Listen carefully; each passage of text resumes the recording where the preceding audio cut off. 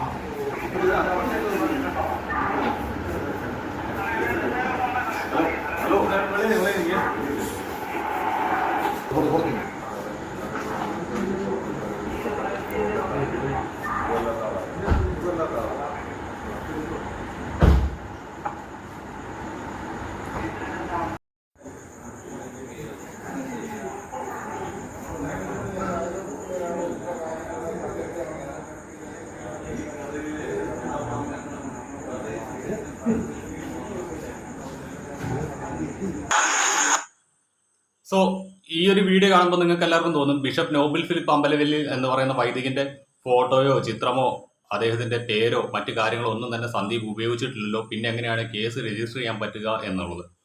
ഈ ഒരു വിഷയത്തിനകത്ത് സന്ദീപിന് വരുന്ന കുരുക്ക് എന്ന് പറയുന്നത്, സന്ദീപിനെ പോലീസ് ചോദ്യം ചെയ്യുന്ന സമയത്ത് സന്ദീപ് കൃത്യമായിട്ട് താൻ ആരെക്കുറിച്ചാണ് വീഡിയോ ചെയ്തതെന്ന് പറയാത്ത പക്ഷം ബിഷപ്പിന് മറ്റൊരു പരാതി സന്ദീപിനെതിരെ നൽകാം.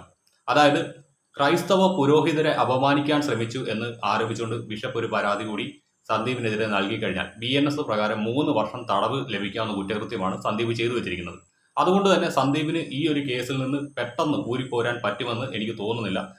അങ്ങനെയാണ് ഞാൻ ഇതിനെക്കുറിച്ച് വിശദമായിട്ട് ഒന്ന് അന്വേഷിച്ചപ്പോൾ അറിയാൻ സാധിച്ചത്. അതായത് നിലവിൽ സന്ദീപ് ബിഷപ്പ് നോബിൾ ഫിലിപ്പ് അമ്പലവേലിനെതിരല്ല താൻ വീഡിയോ ചെയ്തതെന്ന് പറഞ്ഞാൽ പോലും ബിഷപ്പിന് സന്ദീപിനെ കേസിൽ പെടുത്താണ്ട് പറ്റും.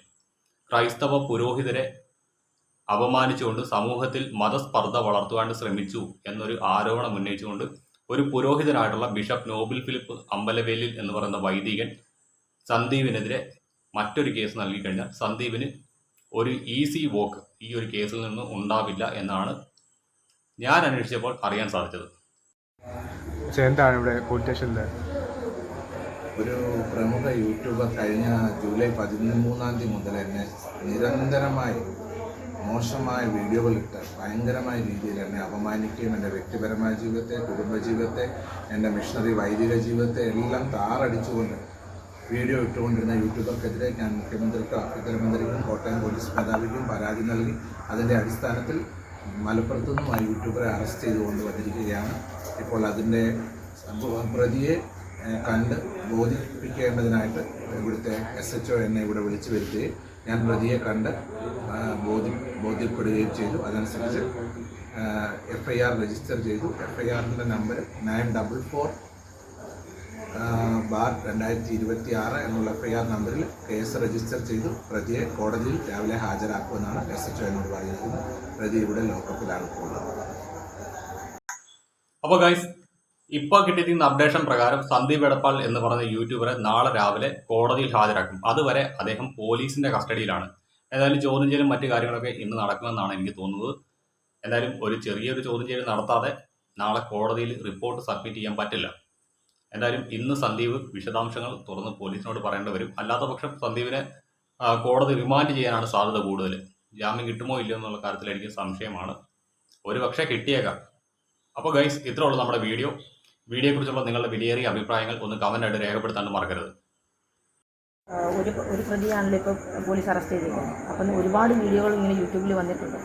അപ്പോൾ അതിനെക്കുറിച്ച് അതായത് കുറേ യൂട്യൂബേഴ്സ് വളരെ മോശമായ രീതിയിൽ എന്നെയും എൻ്റെ വ്യക്തിജീവിതത്തെയും എൻ്റെ കുടുംബത്തെയും എൻ്റെ ഔദ്യോഗിക മിഷണറി ജീവിതത്തെയും മോശമാക്കുന്ന പല യൂട്യൂബേഴ്സ് വീഡിയോ ഇട്ടു. അതിൽ വേറെ കുറച്ച് ആൾക്കാരുടെ പേരിൽ കൂടെ പരാതി നൽകിയിട്ടുണ്ട്. അന്വേഷണത്തിൻ്റെ ഭാഗമായിട്ട് അവരെ പോലീസ് സൈബർ ഡിപ്പാർട്ട്മെൻറ്റ് അതിൻ്റെ അന്വേഷണത്തിൻ്റെ നടപടികൾ നടന്നുകൊണ്ടിരിക്കുന്നു. തുടർന്ന് തീർച്ചയായിട്ടും വേണ്ട മേൽ നടപടികൾ സ്വീകരിക്കുമെന്ന് ഇവിടുത്തെ പോലീസ് മേലധികാരികൾ എന്നോട് അറിയിച്ചിട്ടുണ്ട്. അവർക്കെതിരെ അധികം വൈകാതെ തന്നെ നടപടികൾ ഉണ്ടാകും. അവർ നിരീക്ഷണത്തിലാണ് എന്നാണ് പോലീസ് ഡിപ്പാർട്ട്മെൻറ്റിൽ നിന്ന് എനിക്കിപ്പോൾ അവരെന്നോട് അറിയിക്കുവാനിടയായിട്ടുള്ളത്.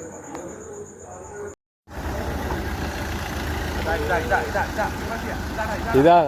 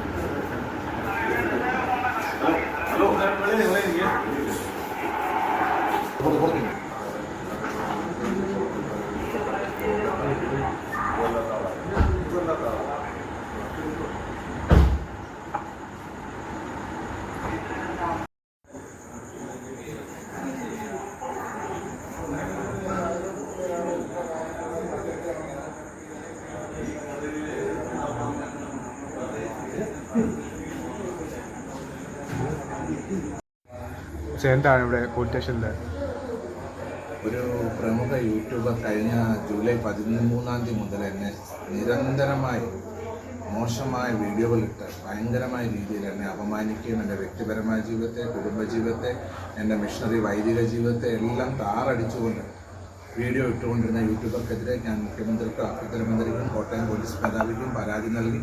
അതിൻ്റെ അടിസ്ഥാനത്തിൽ മലപ്പുറത്തു നിന്നും ആ യൂട്യൂബറെ അറസ്റ്റ് ചെയ്തുകൊണ്ട് വന്നിരിക്കുകയാണ്. ഇപ്പോൾ അതിൻ്റെ പ്രതിയെ കണ്ട് ബോധിപ്പിക്കേണ്ടതിനായിട്ട് ഇവിടുത്തെ SHO എന്നെ ഇവിടെ വിളിച്ചു വരുത്തുകയും ഞാൻ പ്രതിയെ കണ്ട് ബോധ്യപ്പെടുകയും ചെയ്തു. അതനുസരിച്ച് FIR രജിസ്റ്റർ ചെയ്തു. FIRൻ്റെ നമ്പർ 944/2026 എന്നുള്ള FIR നമ്പറിൽ കേസ് രജിസ്റ്റർ ചെയ്തു. പ്രതിയെ കോടതിയിൽ രാവിലെ ഹാജരാക്കുമെന്നാണ് SHO എന്നോട് പറഞ്ഞിരിക്കുന്നത്. പ്രതി ഇവിടെ ലോക്കപ്പിലാണ് പോകുന്നത്.